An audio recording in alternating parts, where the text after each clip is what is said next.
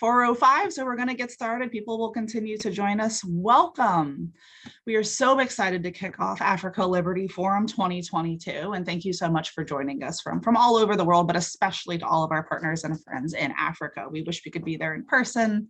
Looking forward to being there in person again next year, but this year, this will do, and we're so excited about being with everyone. So for those of you who just joined, turn your video cameras on. We want this to feel as interactive as possible, and so we want to see your faces and we want to interact with you in that way. Please keep your microphones muted though. We encourage engagement in the chat, so let us know where you're chiming in from, where you're calling from, and also you can take a selfie and post it on social media and connect with all of our friends there in between the sessions. Use the hashtag AfricaLF22 if you're posting on social media so that we can all engage in the discussion. We are offering translation throughout the conference from between French and English.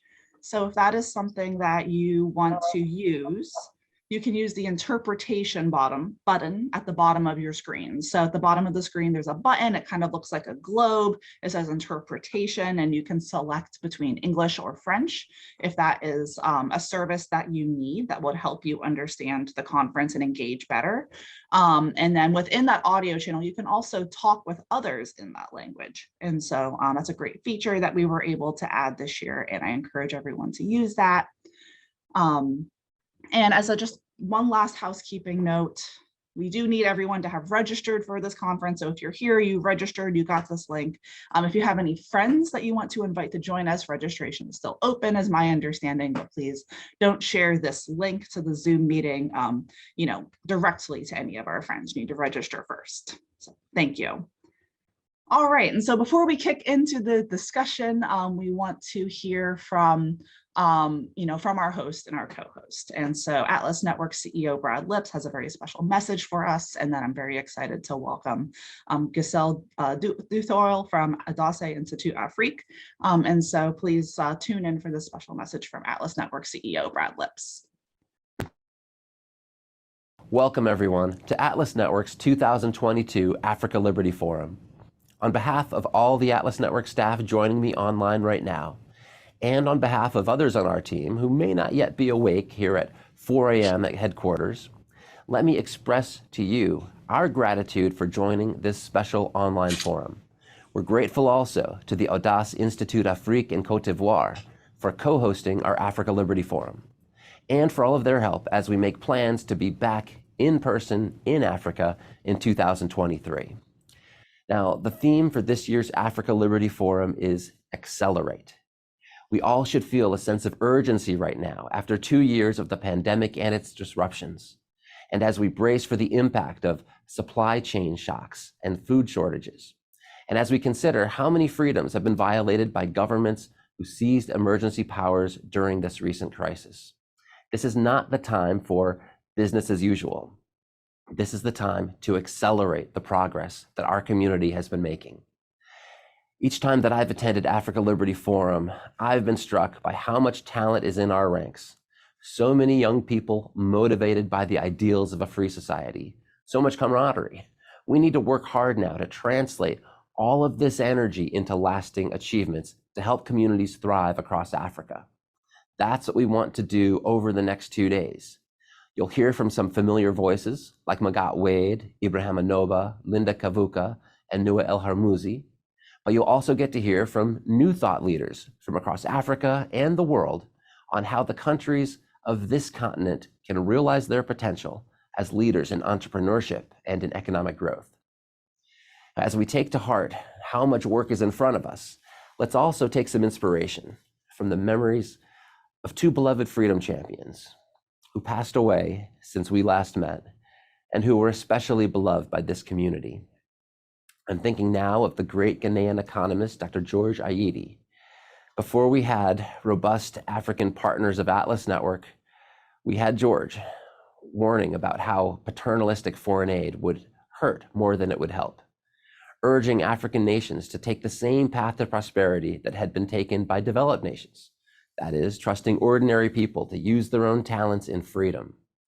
The textbook that George wrote for our Center for African Prosperity, called Applied Economics for Africans, is something that each of you should download and study.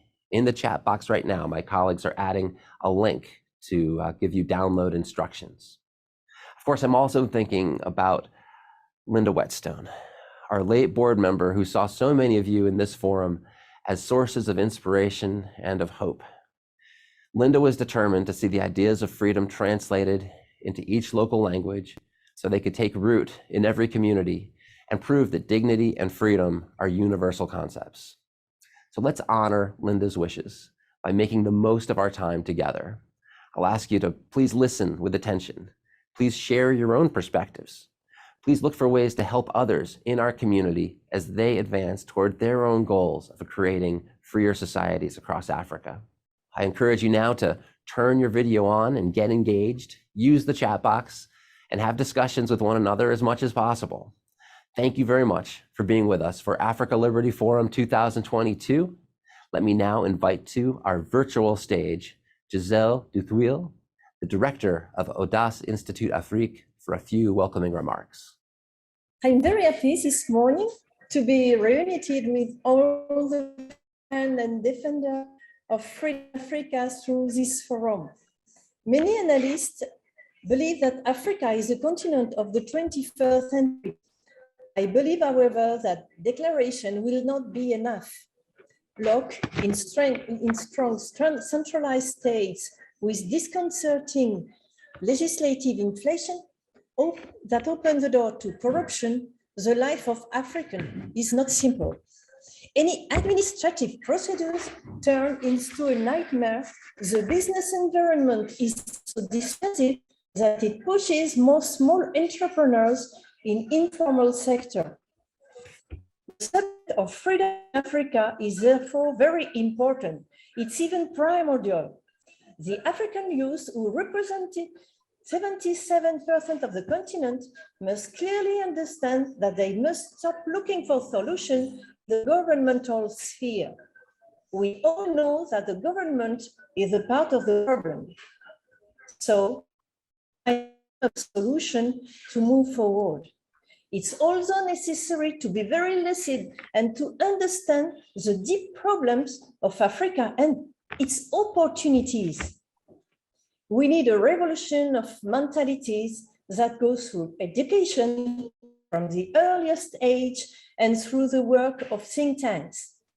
And Tony Fisher, founder of Atlas Network, understood the importance of ideas and believed that think tanks promoting freedom in the world was one of the keys to reduce poverty. We have to take up the challenge of ideas, and this Liberty Forum in Africa is a very strong moment in this fight. We are together for 2 days, and we will share ideas that will help us to identify successful experiences in some African country that can inspire us in other countries. We will share paths to positive change and recall the value of Africa, those that can help contextualize change respectful of African culture. I thank Atlas Network for having associated Audace Institute Afrique to this forum. It's an honor for all our team and for Côte d'Ivoire. For 10 years, we have been partner of Atlas Network, and thanks to this collaboration, we have accomplished together great things, from the training of young people to the securing of land for the poorest. Freedom is dignity in responsibility. It is autonomy, but it's also a way to simplify life. When the barrier of government are lower, it's easier to build our own life. Everything is simpler. We must all work together to achieve this necessary simplification, without which we will not progress. An important person is not with us today. She's surely watching and guiding us all. I had the great honor and good fortune to have her as a mentor in the Atlas Network training program and she has left a very deep impression on me. I want to talk about Linda Whetstone, who was, oh, sorry, it's my emotion. I want to talk about Linda Whetstone, who has advised all of us. I would like to dedicate this forum to her because she has done an impressive job in spreading the idea of freedom in Africa, and she has given a lot of her time and experience. She must remain for all and forever our North Star. I wish us all an excellent forum.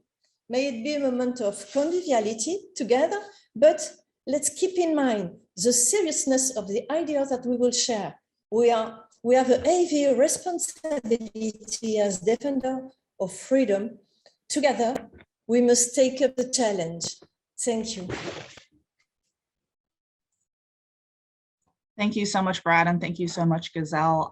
We will now be moving forward with our program where we'll hear from three distinct presenters, on the positive things that are happening across Africa. So Mauritius has adopted a flat tax. Rwanda is seeing companies liberated by a much freer business environment. And the charter cities concept, or free economic zones in Nigeria, is creating a dynamic environment that will champion entrepreneurs. And so these inspiring stories show us how other countries on the continent, show us how they're demonstrating that nothing is impossible when economic freedom progresses. And so before I introduce our first speaker, I just want to remind everyone that there will be an opportunity for Q&A at the end of the three introductions. We'll allow each speaker the opportunity to talk for about 10 minutes each. At the end, there will be a time for Q&A. We will invite participants who want to ask a question to unmute themselves.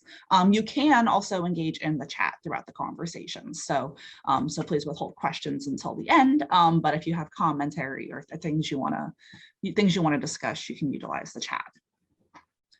All right, so first I want to introduce Eric Ningping Chun, economist, entrepreneur, and author from Mauritius. Eric currently runs his own consultancy firm, Pluriconceal, which provides business services, and his previous economic experience has given him one of the best seats in the house as far as really understanding the economy in Mauritius and being able to advise on changes in tax policy that benefit the country. He's worked for the State Bank of Mauritius. He's capital market brokers. He's served as an advisor to the Ministry of Finance in the country, as well as served as board chairman on several organizations, including several banks, the State Trading Corporation, and Tertiary Education Commission. So there's so much we can learn from Eric. Thank you so much for joining us, Eric. The floor is now yours to tell us more about your insights on tax policy in Mauritius. Hi, good morning. So I begin? Yes, please. Okay, yes. I begin. So the flat tax, in 2005, there was a new government. And at that time, where Mauritius faced a triple shock, a shock on the sugar prices. Sugar was the backbone of the Mauritian economy in the 70s, not too much now, but at that time, we were affected by the fall in sugar prices. The second shock was the textile, mainly following the dismantle of the multi-fiber agreement. So many foreign investors left the country for other low-wage countries like Vietnam, Bangladesh, in the textile sector. So we faced a second shock. And the third shock was the oil prices. Maybe you remember that oil prices went up to over $100 a barrel. So we face these three shocks. So to counter the impact of these three shocks on the economy, the finance minister decided to open the economy, and to attract foreign direct investment. And for that, he brought a major reform in the tax structure, and he decided to come with the idea of a flat tax of 15%, both for corporate income and for personal income. But Initially, when he presented his budget in 2006, initially it was to introduce the flat tax in a phased manner over 3 years. And then, 1 year later, in 2007, he decided to go straight to the flat tax of 15%. Why? Because in a roadshow, when he did a roadshow in New York, when he presented the advantages of Mauritius, okay, the assets of Mauritius, he was told by someone that someone told him, oh, this is very good. You have good assets, Mauritius has good assets, a good environment, everything. But you're not the only most beautiful girl in town. You have other countries which also offer advantages, tax advantages, and other assets. So then he said that he believed that the best way to really promote the country, to sell the country to foreigners, is to have a uniform tax rate. And then, so when he come back to the country in 2007, when he presented his second budget, so he decided to go straight to the flat tax, 15% on corporate income, and 15% on personal income. And at the same time, there was also a lot of measures in terms of business facilitation, as from 2006, to streamline and simplify the investment rules, the resident permits, regulations, and administrative procedures. So there was a lot of facilitation measures. And it must also be said that, of course, the story doesn't start in 2007, okay?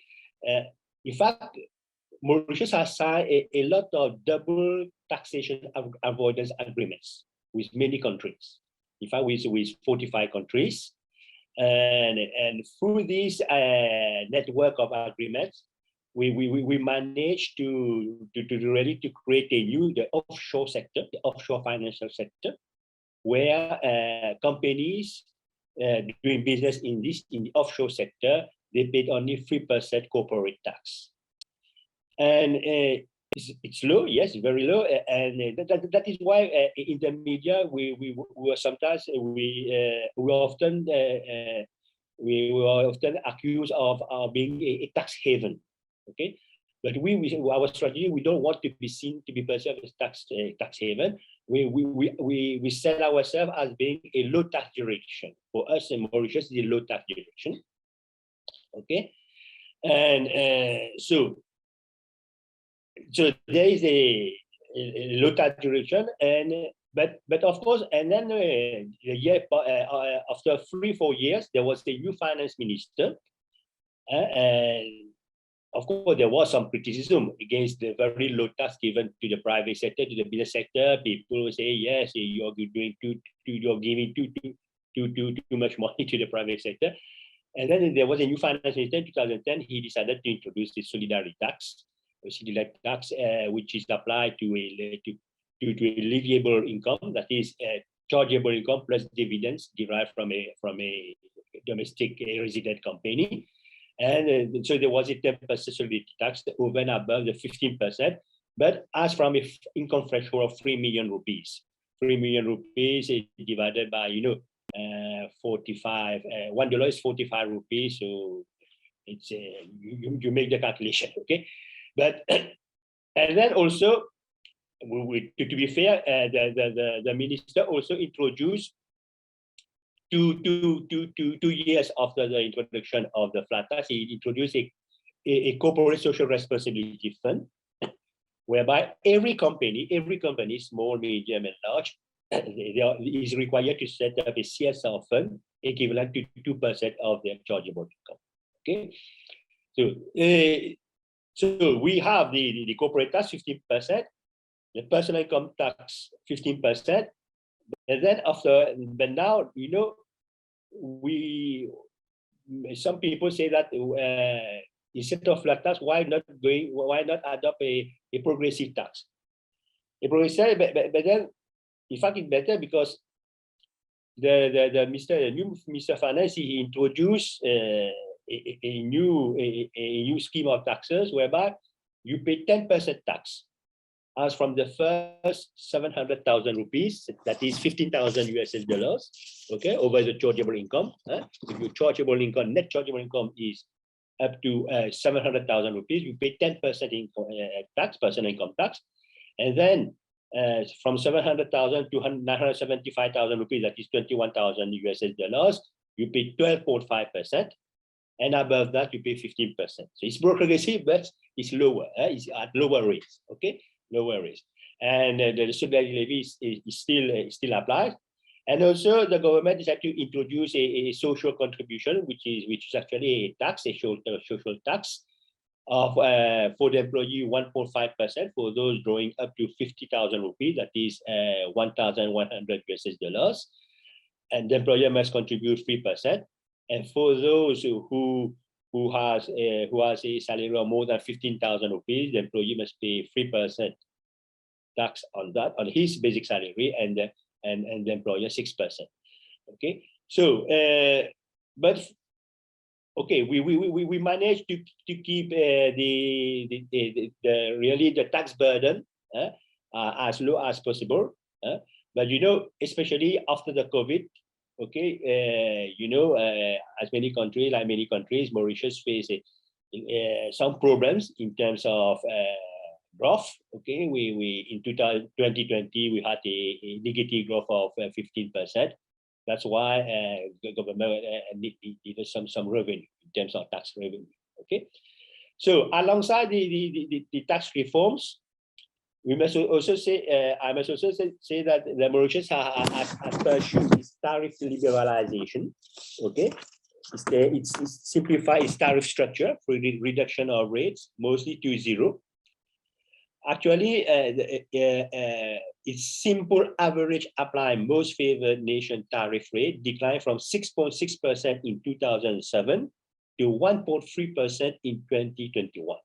Okay. Mauritius tariff in 2021 comprises 6 bands. You have 0, 5%, 10%, 15%, 30%, and 100%. 100% is only 6 lines. And in fact, the duty-free lines represent 93% of the total. Okay, so we're a very open, free economy in terms of trade liberalization, tariff liberalization. Okay?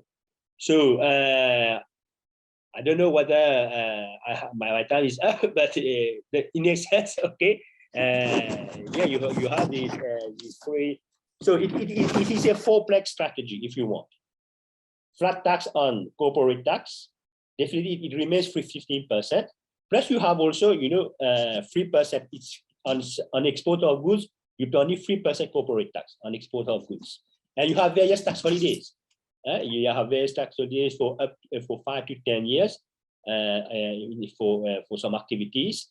Okay, and you can also have some 80% partial tax exemption, which are applicable on certain streams of income, such as profit attributable to a foreign permanent establishment. Okay, so corporate tax, personal income tax, as I told you, it's not a flat tax, but the lowest is 10%. It's progressive, 10%, 12.5%, and 15%. And above that, you have a solidarity levy of 10%, but as from a threshold of more than 3 million rupees.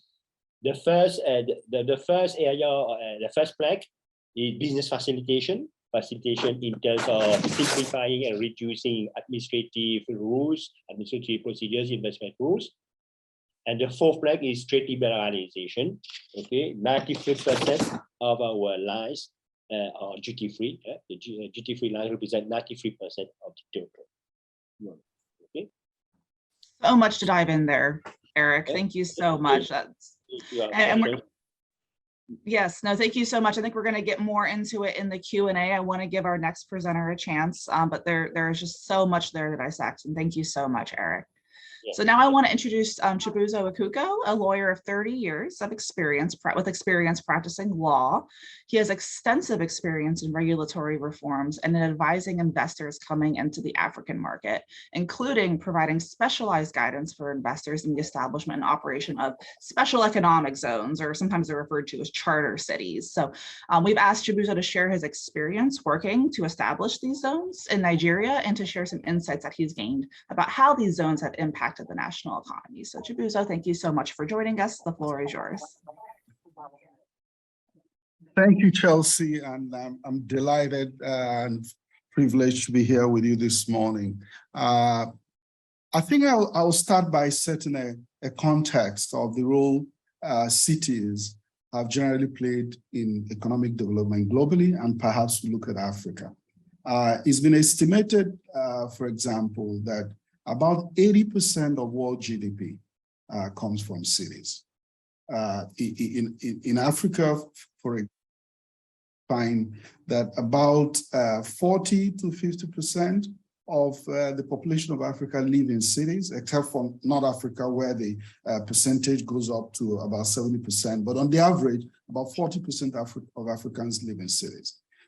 In Asia, you would find that 50 to 60% of people live in cities. And in the global north, you would find that 70 to 80% of people live in cities. The data seems to align with the level of development, incidentally. So cities play a very prominent role in development, in driving innovation, in driving industrialization, and in spreading new paradigms for economic development. The question, therefore, is if these levels of contributions are made by cities, what kind of role can cities play in the development of Africa? And I did hear the chair talk about the theme of acceleration. If we really are going to accelerate development in Africa, then it would appear that we might need to think through and see what we can do about not only improving our current cities, but building new cities. And it's important to look at Africa, again, in context. Most of the countries in Africa, Nigeria, where I live inclusive, we have both natural resources, and that is naturally occurring resources on the ground, and agricultural produce. We have a lot of arable land, and a lot of what you manufacture in the world today comes from those two sources. It's either the raw materials are naturally occurring, or they're coming from agriculture.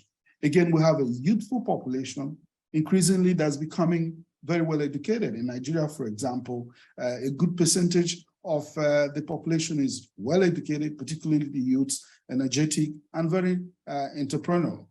The question, therefore, is why are we not industrializing or urbanizing at a greater rate? The challenge has been, of course, government, bureaucracy, not too smart rules, regimes, administrative regimes that do not encourage development or investment or encourage private capital participation as well.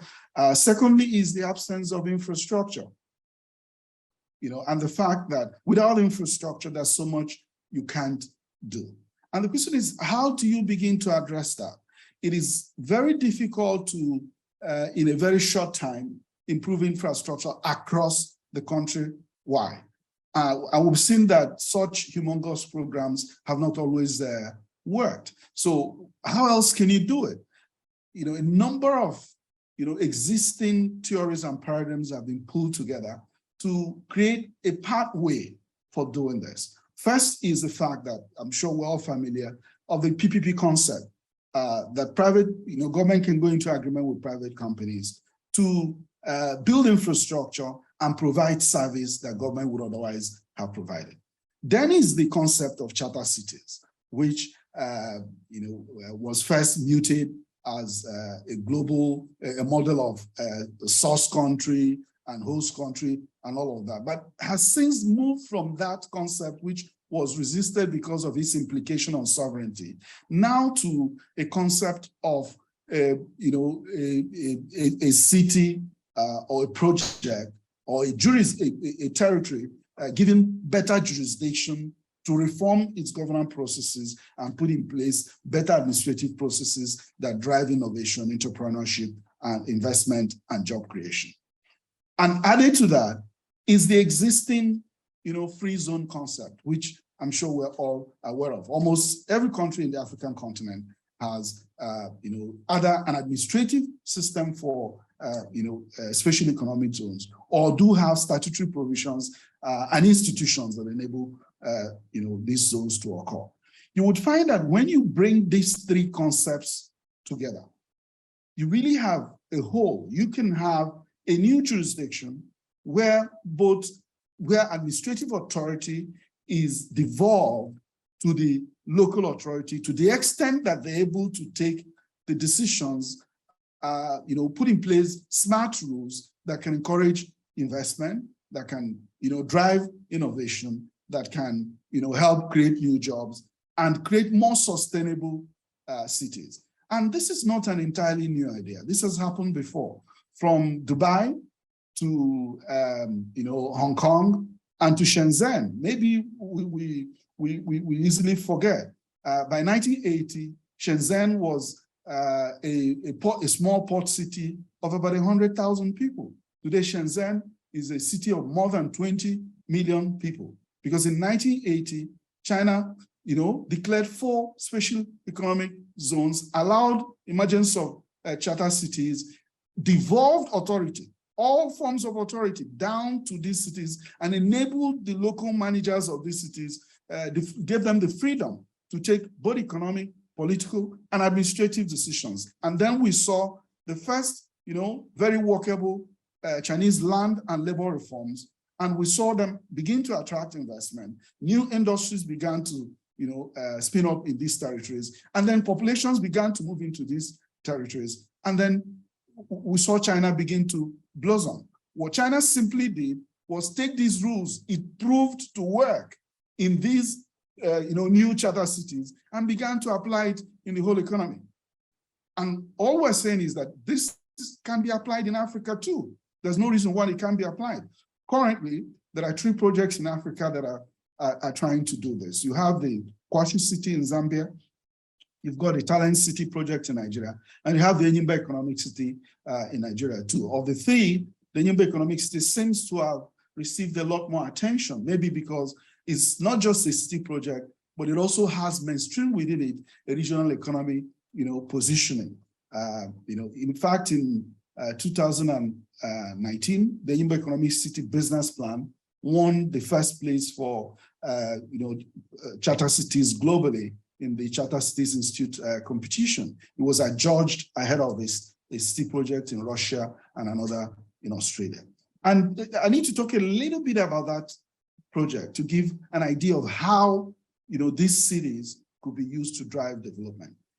If you look at Nigeria, is typical of the the background that I have painted before. Have natural resources, you have arable lands and therefore farm produce, you have teeming population, young people willing to work, but bureaucracy, non-smart rules, and then of course infrastructure. It has not enabled production to occur and industrialization to occur. Nigeria should be producing quite a lot of things. So how do you solve that problem? The idea of Enyimba Economic City is to create a safe zone, a new safe city with the right administrative rules, with the right economic rules, with the right incentives, with all the tax incentives that are possible, that already exist within the free zone regime, and more of it that has been secured from government currently to support this zone. And then to create world-class infrastructure in this environment and create an environment that enables businesses come and be totally linked, not just within the city, but with the local economy and international economy. And Enyimba was designed by first examining, almost 30-something projects, 20-something of them in Africa and others globally, both those that have, worked and those who haven't worked. And what Enyimba design has done is to try to address all the identified challenges that have militated against industrial development in Nigeria. That's why, for example, the first phase of Enyimba includes a logistics zone that is linked by rail to the entire country on the narrow gauge rail, and that's linked to 2 ports directly, to Port Harcourt Port within 35 kilometers of the city, and to Onedipsi Port with just an 11-kilometer stretch yet to be built, which will be built soon. Again, the city is linked by an existing major road artery, also from Port Harcourt through across the country. The city is sitting beside Owaza, which is the gas capital of Southeast South Nigeria, with already 3 operating gas pipelines running through it. The city is surrounded by 2 rivers, the Imo River and the Azumili Blue River, so it can get its sources of water from those rivers. And it has an external infrastructure program that includes taking on concession the major road arteries that connect the city to almost 9 to 10 southern states in Nigeria. Currently, as of 2 months ago, it had won the concession for the Port Harcourt to Enugu Expressway, which is a 200-kilometer road, and the agreements have been fully negotiated and will be soon signed. It has also won the concession for the Onitsha-Aba connection, therefore drawing a ring road across Southeast South Nigeria. When those roads are cleaned up and done and tolled, every single person living within the 9 states of Southeast South Nigeria can reach the city within a 90 minutes driving distance. And that's really integrating a 60 million population within that region within 90 minutes driving distance. I mean, Ghana is 25, 30 million. So the population of those 9 states, it's more than most country economics. And so the Enyimba Economic City is been designed as an economic driver, not just for the Southeast Southern region of Nigeria, but to show a model of what we should be doing in Africa and how we can use cities to drive innovation. As part of the city, it has an educational precinct, which has the university license already, a polytechnic license, and a vocational training license. And the idea is that the industries that are located in the city will drive the curriculum so that training and retraining and equipping of human capital will be constant. It would have its own, as embedded in its charter, its own arbitration center and regime, which would apply for dispute settlement. It also has within it a health precinct, which would have a tertiary hospital institution, which will be connected technologically to urgent care centers spread across Southeast South Nigeria, and such that when fully developed, every person would live within 50-20 minutes distance of at least a functional urgent care center that's linked technologically to the tertiary institution. It also, 4 industrial zones. One of them is dedicated to oil and gas, and is sitting within a kilometer of Owaza, which is literally the gas capital of Southeast South, with Total, Shell, Enel, and all of the big players in the gas extraction in Nigeria, just within a kilometer range. And so the city is designed to meet the economic needs, of not only the region, but also the country. And I think that this is important. I have been fortunate to be involved not only in conceptualizing this, but also to lead the legal team in implementing this, both in developing the legal regimes, the many agreements that support the partnerships and relationships that are driving the city. And I can see some very key lessons, that we can take away. I mean, first is it would seem that this will work better if driven by private sector.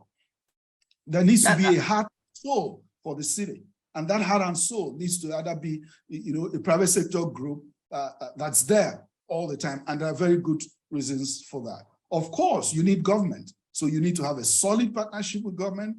You need to set out with very clear agreement structures that provide the rights and obligations for each party, and that capture it succinctly in a manner to provide clarity all the way. The obligations of government must be there, but the private sector must be ready to do the heavy lifting and to take off a lot of responsibilities, government. But also more important is that, like we've done in ENIGBA, is that you must take the community along. In the structure of ENIGBA, for example, the community has shareholding interest in the project entity, in addition to have been entitled to a board seat. We want them to be so mainstream in the project that they themselves will be the first line of protection for the city. The livelihood restoration plan, which has been concluded, is meant to triple the income of every member of that community within the next 5 years from date of commencement of the city. And so you have to have the community with you and work with them all the way. These are some of the lessons, and I hope that when we're talking about, when we're taking questions and answers, we can look at a few more of them. But I want to leave you with just one idea that is floating here and there. Who says we can crowdfund for these cities in Africa? Who says we can do that? Because the greatest barrier to these projects is financing. Besides development, the next is financing. Who says that we can work across boundaries and work together and find average people who believe in these ideas, who can put their very little resources so that when accumulated, we can really accelerate growth in Africa. Chibuzo, thank you. I mean, there's just so much potential for Nigeria and for the continent and what you're sharing. And so I'm looking forward to getting more into that in the Q&A. Next, I want to introduce Renee, our next speaker, Renee Goshini Bigirimana. He is the CEO of CDE, Center for Development and Enterprises, Rwanda. And he and his organization have implemented reforms that have benefited entrepreneurs, especially women entrepreneurs in Rwanda, by making it more possible for them to formally open up their business. As just one example of a lot of the amazing work that they've done in the country. And so I love this kind of story because it puts such a great highlight on, themes of self-agency and human dignity. And Renee and his team have really been champions of those things. And so I'm looking forward to learning more. Renee, thank you so much. Tell us more about what you've been up to. Thank you, Jesse. It's a great opportunity to CDE Rwanda to speak in this great forum. As CDE Rwanda, we believe that economic freedom is the ability of Rwandans family to make their own decision without interruption. We also believe that the economic freedom allows us to produce the sellers to compete freely a level of paying field unregulated by the bureaucracy and regulations, which are too often designed by the advantage of the powerful in many African countries and restrict the freedom of others. With economic freedom, Rwanda consumers have a free choice, not a choice limited by the government or by the powerful. An example of our work here in Rwanda, by promoting the free enterprise as the effective and local solution that we have managed to demonstrate the power of economic freedom in our country. By starting a small business can jumpstart an individual escape from poverty. But in some part of the world, bureaucratic process keep people out of the formal market without legal recognition, information, business struggle to access banking institutions, and are more exposed to abuse from the authorities. To break the cycle in our country, think tank Center for Development and Enterprises in Rwanda last year was launched the Breaking Barriers in Rwanda initiative aimed by helping women and girls to start formal business. This project both educate and target the population convinced by the government to reform the business regulations process. As a CDE Rwanda, we multi-channel approach to empower women and enable them legally register their business. Our organization reach out to media to discuss the results of our research, educate women both their rights and to earn livelihood through entrepreneurship. CDE Rwanda also set our research to academic to proper conversation and garner support. Convinced the evidence of a favor of reform, the Rwanda government decentralized the business registration procedure and removing many of the obstacles that prevented Rwandans from entering the formal marketplace. Entrepreneurs can now register their business in any area in Rwanda with the local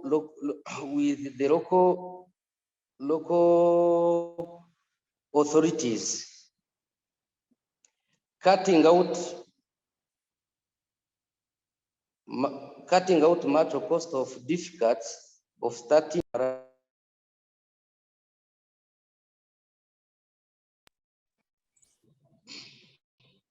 No longer have to make the journal to be national capital or use a website in a language they may not understand. We estimate at Rwanda that more than 2,500 women and girls they are benefited from. The legal status comes improve entrepreneurial opportunity and recognition of human dignity and path of Renee, somehow you keep going on mute. I'm not sure if that's something our events team can look at.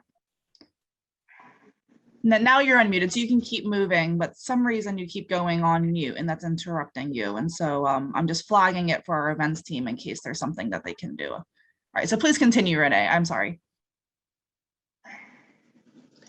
But despite the progress Rwanda made, the population of Rwanda remains very poor country, where around 40% they live under below national poverty line. But the biggest challenge the entrepreneurship made face here in Rwanda is a high tech tax and the high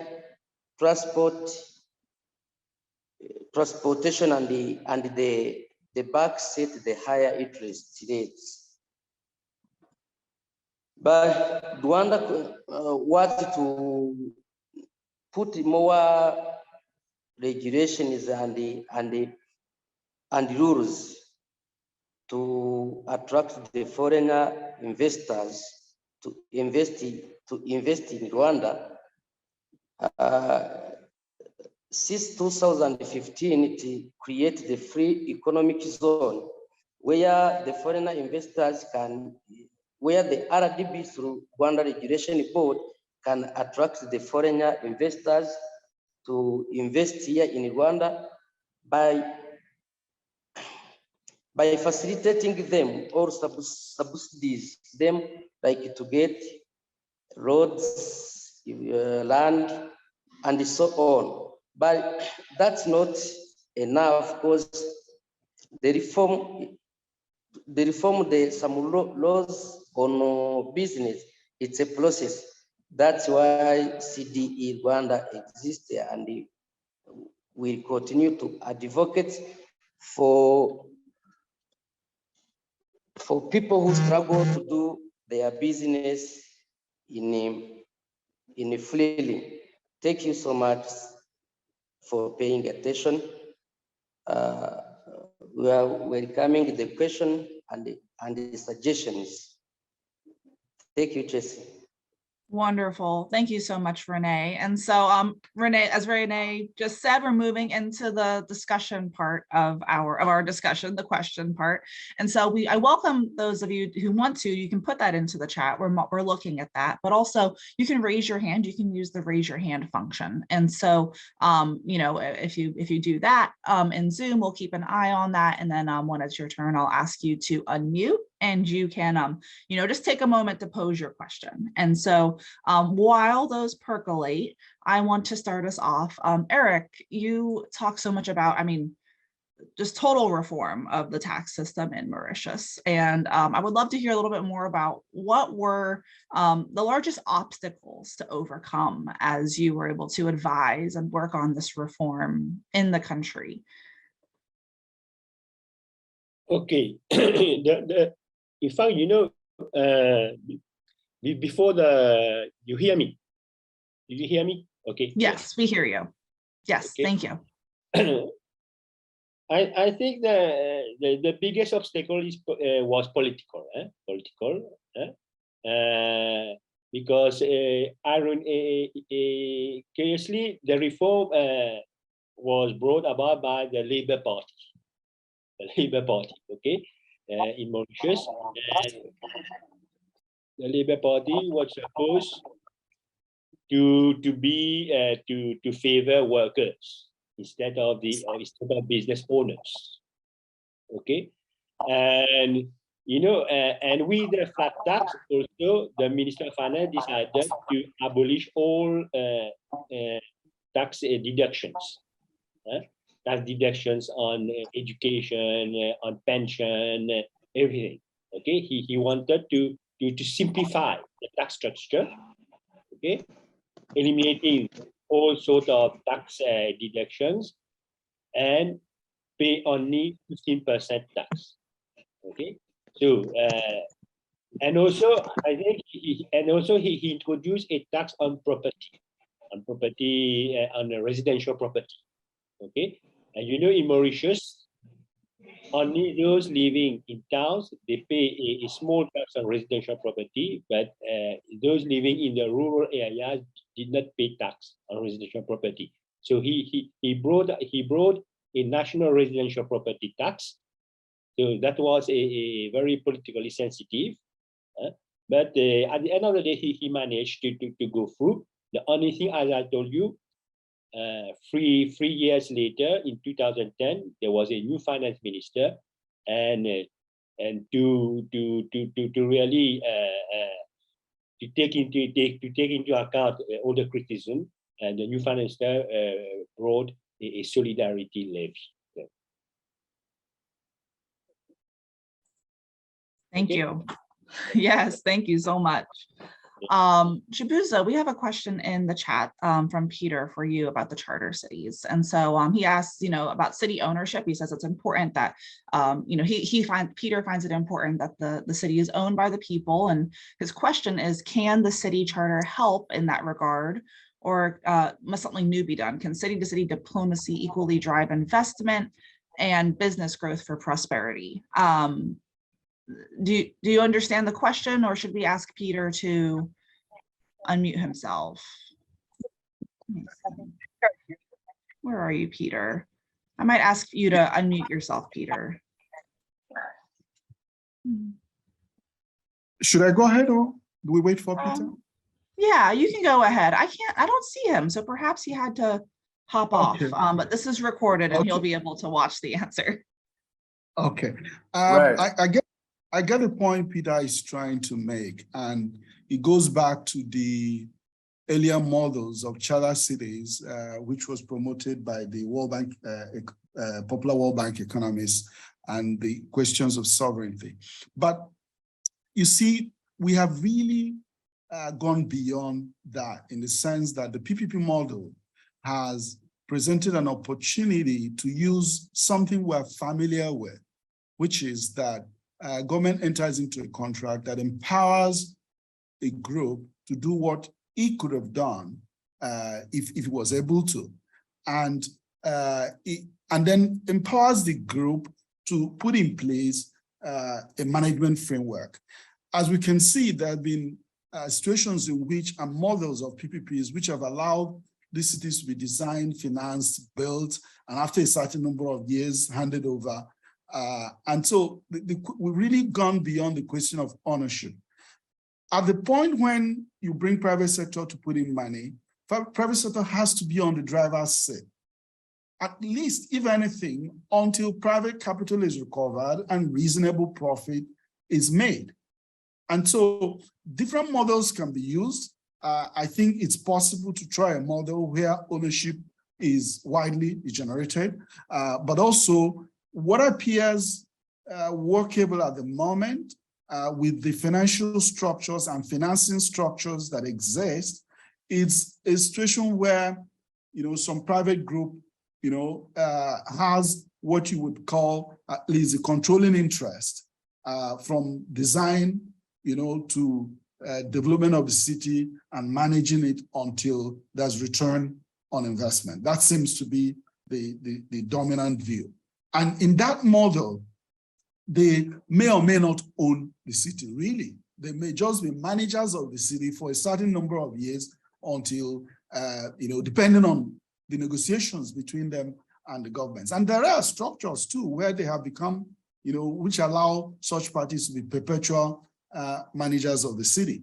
Again, there are models, and which is one of what EIMBA is trying to do, where after a certain number of years, you will go to the capital market and then, allow much more people to buy into ownership of the, city. And that can be, another financing mechanism that widens the pool of owners and, reduces the challenges with those who might be a bit uncomfortable with a few people owning such a territory. So there are many mechanisms that you can put in the mill and that can solve the challenges with the traditional challenges of thinking about it. Like for most people, because a lot of countries in Africa perhaps would need foreign investments, and so the issue of sovereignty would very quickly arise in people's mind. I want to say that there are many structures out there that have taken good care of those issues, and that shouldn't be a reason not to step forward in any project at all. Thank you. And Peter, I apologize, you were right in front of me, and for some reason, and that's exactly what some of us lawyers do in those projects, to make sure that those structures are in place. Thank you. Peter, does that answer your question? Sure. I'm okay. That's okay. Right, excellent. Right. Excellent. All right. Are there any other questions? You're welcome to raise your hand or put it into the chat box. I'm scrolling and seeing none at the moment, and allowing more to continue to percolate. Perhaps I can, send a question over to Renee.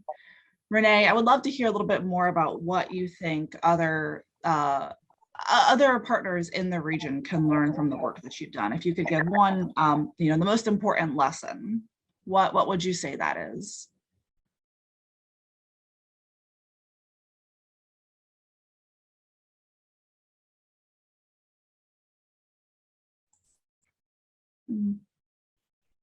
Renee, I've just asked to unmute you.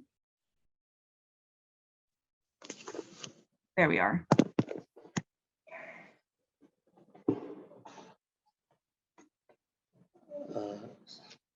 Say, Renee. I did not get you for the poor internet. I did. That's all right. I was asking if you could sum up one lesson that other partners in the region could learn from your work in Rwanda. What would you think that is? What do you mean? To get the partnership from region? Right. Yeah, just from the work that you've done. So moving more workers into the formal sector, if there are any lessons. And if you want to think about that, I do have another question for Eric that I can do, and then we can circle back if that's what you would prefer, Renee.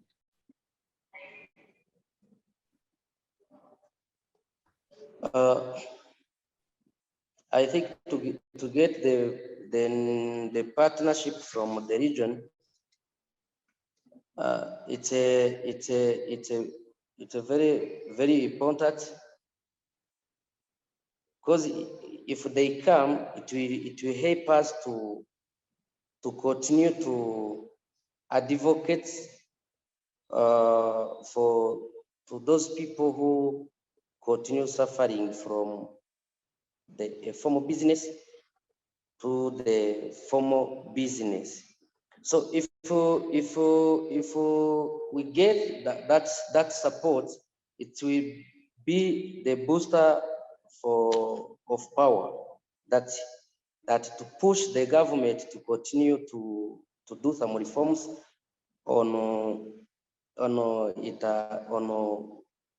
business law,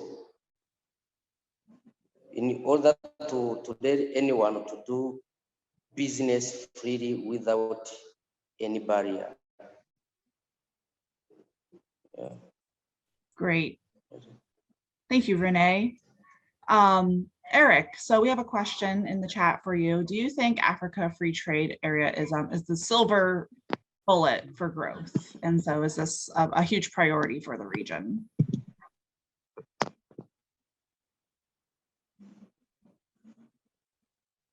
Oh, and Eric, we need, let's have you unmute. There we are. Thank you. So, you hear me? You hear me? Yes. Okay. Yes. Okay. Thank you. So you were speaking of Africa Continental Free Trade Area. Africa. Exactly. Yes. Sorry. Actually, Mauritius, we are a member of the COMESA and the SADC. Okay. So we trade mostly with the east of Africa and the south of Africa, and we have a very little trade business with the Central Africa and the West Africa. And then the Africa Continental FTA could be an opportunity for Mauritius to diversify its markets and to penetrate the Western and Central African markets. Okay, especially that we need materials, we need raw materials to manufacture our textile goods. Okay, but the major constraint, however, is to have direct access, air access. We don't have the direct air flights from Mauritius to African capitals, cities. The only capital to which Mauritius has direct access by air is South Africa. South Africa, and I know in the past also Kenya, but it's only these two cities. Okay, so West Africa and Central Africa seem to be a bit far from us. We do have some businessmen having some business in Western Africa. We do have some exports of food, for example. Okay, food. But mainly we trade, as I told you, within the SADC and COMESA region, because this is a free trade area. It's a free trade area. And of course, we position also Mauritius to be a stepping stone between Asia and Africa. So Indian and Chinese investors willing to invest on the continent, they can come and set up a company in Mauritius, and from Mauritius they do the marketing. Okay, from Mauritius, and they do the marketing, and they can even export from Mauritius, because Mauritius we have a free port area, a free port zone, a free port where anybody can import goods, and then he does some minor transformation of the good, and he re-export it to other countries, Africa or Dubai in the Middle East.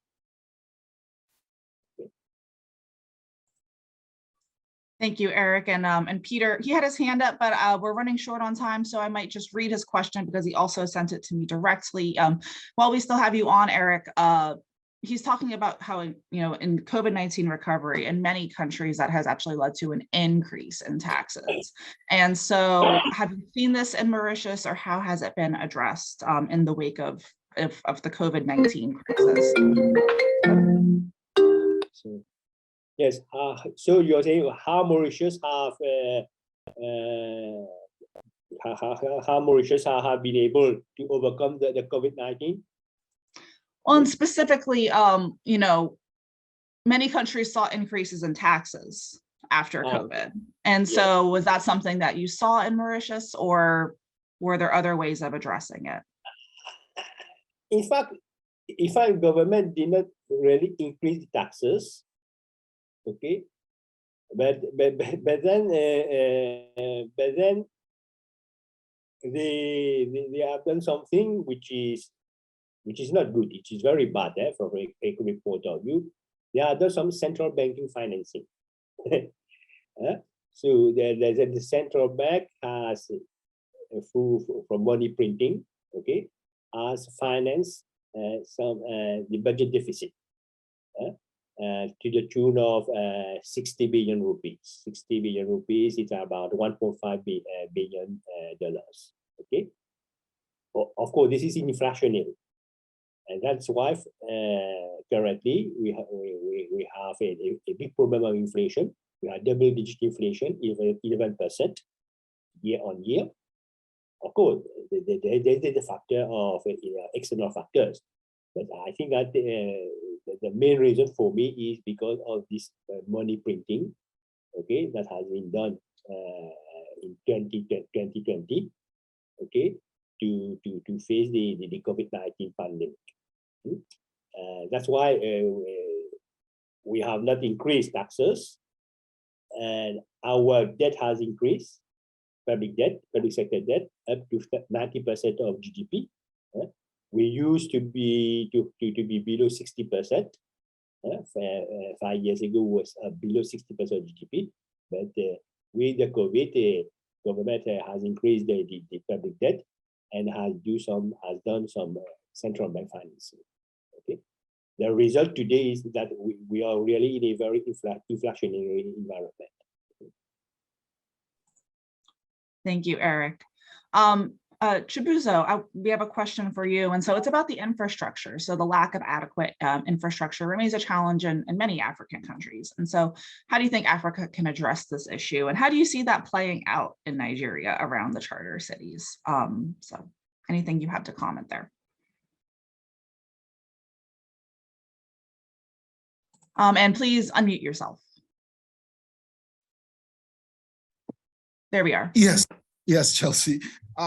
Infrastructure is a huge problem, no doubt, for Africa, and indeed, in some other regions also. But what you find is that the lack of infrastructure itself is also an opportunity. It's an opportunity for business. It's an opportunity to support economic growth. It's an opportunity to attract investment into African countries. The challenge, however, are two. One is government and its rules, and the second is the very low, would I say, awareness about project preparation in Africa. We don't invest enough time and resources in preparing projects. Often we have left project preparation to the investors who are coming into Africa. And I'll just give a little experience I once had in China, where we're studying and trying to design a economic city. We visited a local municipality, and we were talking about machine tools, because I come from area in Nigeria, Aba, which has quite a lot of entrepreneurs and people doing machine tool things. And I was trying to look into this. And on the day we visited the municipality, the head of the municipality thought we were investors coming to invest.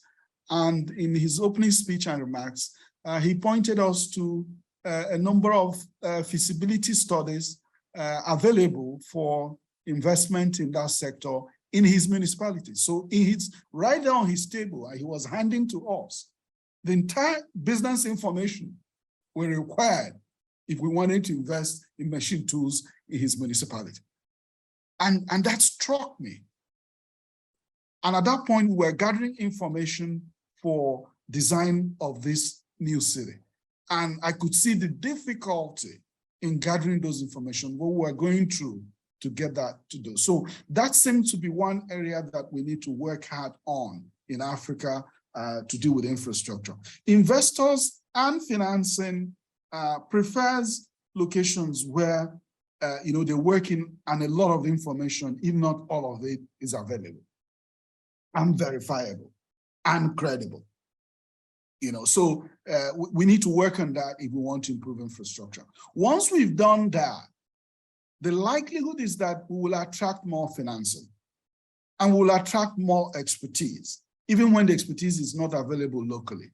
And there are very good structures that can help you once you have that to attract the right partners and all of that. So I would say for infrastructure, yes, it's a challenge, but it's a huge opportunity, and it's just a question of how we try to address it. And also, like we've seen in China, devolving power to local authorities to be able to decide, what's best to do in the environment has worked for China. I think it can still work for some areas in Africa, but more important is that we also need to improve our political leadership. We need to have political leaders who are economically literate and who believe in, a liberalized but managed, economy, and who are focused on developing, their countries. There's no alternative for that. So all of this put together, the lack of infrastructure, it's a huge opportunity for many of our countries. So much. I'll give you a typical example of, maybe just example. Look at the roads that we're trying to do in Enyimba. Increasingly, as we go, as the concession progresses, we look at the trailer park that is located in Enyimba that now is intended to serve the 3 or 4 cities that are around about Enyimba. On when built, the idea is that these major transport vehicles will no longer just go into those cities around at any time. They'll be on a call system, and then that immediately makes the road itself, jacks up the economics of the road project itself beyond what it was. So there are many structures, there are many things here and there that can be done, to make some of this infrastructure more viable than they are. And I'm sure these few minutes is not enough to delve into detail of any one of them, but there are many ideas out there that are already being implemented. It's so exciting, and all this talk about all the opportunity that that is presented. It makes me excited to be back here in 10 years at the Africa Liberty Forum, 2032, and to be able to look back at all the progress that we'll have seen across the continent. So thank you so much, Eric, and thank you, Chibuzo and Renee, and thank you for the hard work that you've done as well.